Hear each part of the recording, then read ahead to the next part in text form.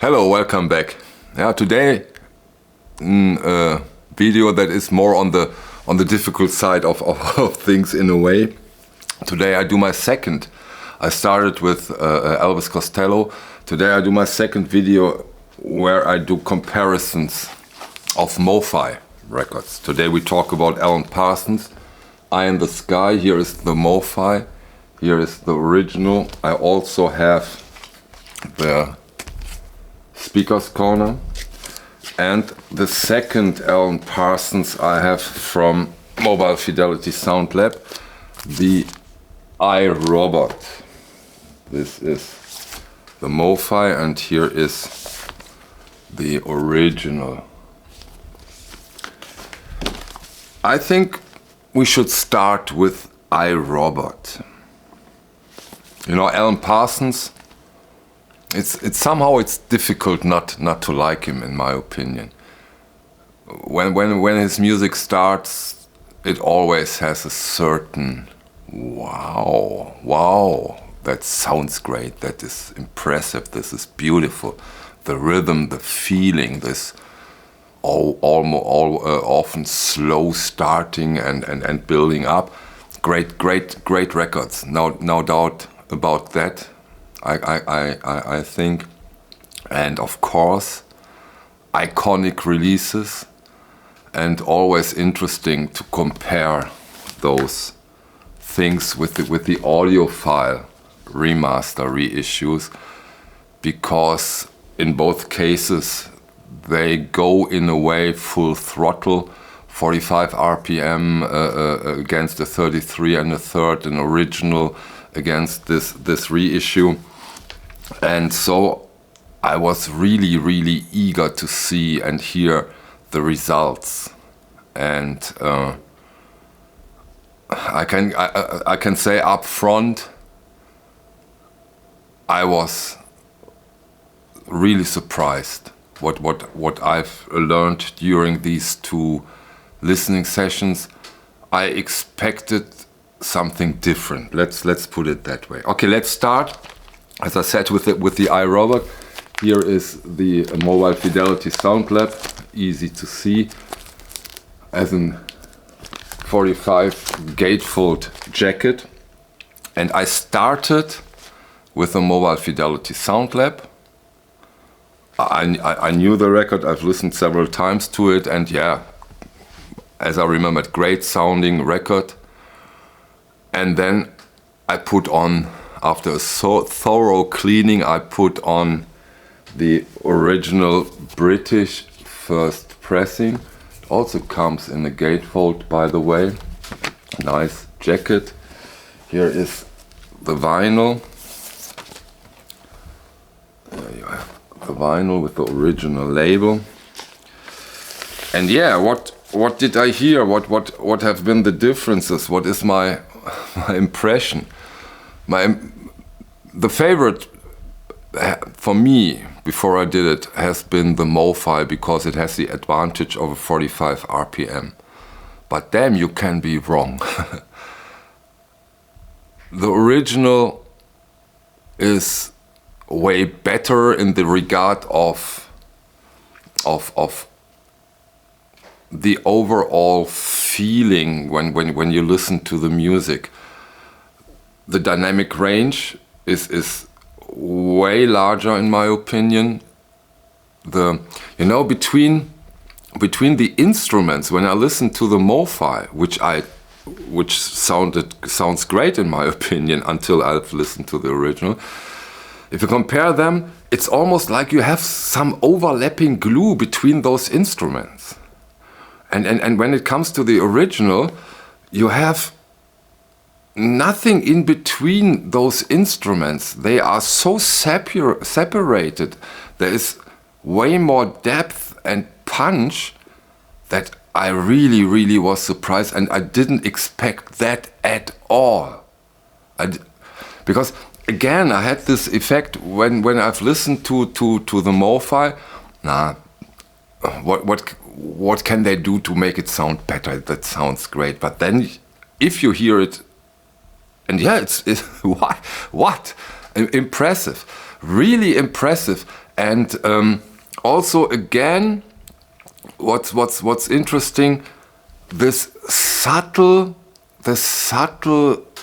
details when it comes to the instrument, this subtle more information in a way. It's so difficult to describe. That makes it a more realistic, more cohesive, more coherent. Cohesive is the wrong word, I think. More coherent listening experience. So that was really unexpected but listenable and immediately listenable. Of course, I listen to both records and then I go again into specific points of the recording. But when it comes to my equipment and to my listening experience, there is not the slightest doubt that the original is the better sounding album. If you like certain aspects of a record, like clarity, details, dynamic, room, air. Impressive, surprising and impressive. That's for the iRobot. And now let's go into the Eye in the Sky. I have 3 versions. Here is the Speaker's Corner. Here is the MoFi. And here is my original. I already did a comparison between the Speaker's Corner and the Eye in the Sky from Mobile Fidelity Sound Lab. And maybe some of you saw it and remember, the Mobile Fidelity smoked the Speaker's Corner. It was so obvious, like in very rare cases. I can't remember a case where it has been so obvious that one record is way better. I think there is no doubt. You hear that after 2 seconds in a way. The MoFi is way better in every aspect than the Speaker's Corner. Really, in this case, no doubt. And so I, of course, was very really wanted to hear how can the original stand up to the MoFi. But before we go, give me 1 second. Maybe some of you also remember my video where I really complained about this jacket Mobile Fidelity did. It's so cheap, it's so lame, it's so weak if you compare it to the original with the gold foil, and no comparison in my opinion. And I was terribly disappointed about the jacket. I talked about it, I complained about it, I did a rant about it. And of course, some of you said, hey, come on, Michael, that's the way MoFi does it for decades now. They don't care for jackets. Yeah, that's of course, this is a good point, this is a strong point, but come on. Also, you can evolve, you can put up the ante, you can do better over decades. I mean, what's the spirit? If we don't want to do better, if we don't want to evolve as humankind, we probably still would live in caves, in my opinion. So I think, especially nowadays, where you have this, for example, Vinyl Me Please, this gorgeous packagings. In my opinion, you have to evolve, and this is still my opinion. Of course, it's legit to say, come on. They have always done bad jackets, but or in many cases not so cool jackets. But again, I think we are entitled when it comes to this kind of records that are really pricey. We can say, come on, that has to be done better. Okay, but now let's go into the comparison. Put on the Eye in the Sky, and yeah, it's great, great again. And then I put on the original, and same effect here. And I said, that can't be. People will think I'm crazy and that I hate MoFi. But please, what can I do? What can I do? I just can give you my opinion. I just can give you my impression and describe my impression as good as I can. And here is my impression again. And I think this is not possible. I would say, no, it can't be that the original is way better, but it is way better.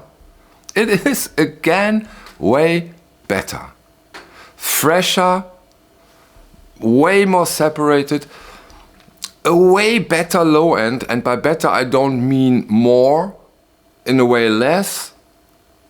The high frequency are so much more there in the original than with the MoFi remaster, and the low end is so much more natural and enjoyable than on the MoFi, which is still a great sounding record.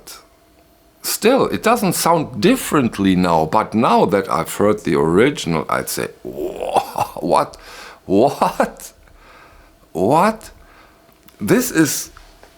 Those are unbelievable, great sounding records, those originals. Unbelievable. They sound so impressive. Wow. And now for the real beautiful part of it. And now let me make put in another thing. There is a new box set upcoming from Alan Parsons with his catalog, half-speed mastered, $310 here in Germany. And now, if I consider the price of the originals, they are out there and they are not expensive in my opinion, and cheap compared to those audiophile releases. So I always said, do I get the Parsons box and compare it or don't I? But I won't now, because this is a gut feeling, this is speculation. I don't think that they can reach the MoFis due to my experience with those half-speed masters. I don't think so. And the originals are amazing. You know, it's a similar effect with the Elvis Costellos. The Elvis Costellos are out there for 10, 12, 8, 15, 20 bucks. Unbelievable. And they sound, unbelievable cool. So here we are at a certain point where if you can get your hands on those, it really doesn't make sense. If you don't mind the one or the other click or pop. Those are older records. Of course, you may find a sealed one or a complete unplayed mint one, but this will take some effort. But if you are not so fanatic, if there is a click or a pop, those are, in my opinion, with my experience now, the way to go if you can get your hands on them. And yeah, and once more, I'm totally surprised by the result. I hope there is someone out there who has also the MoFis and the originals. Please disagree with me totally, of course.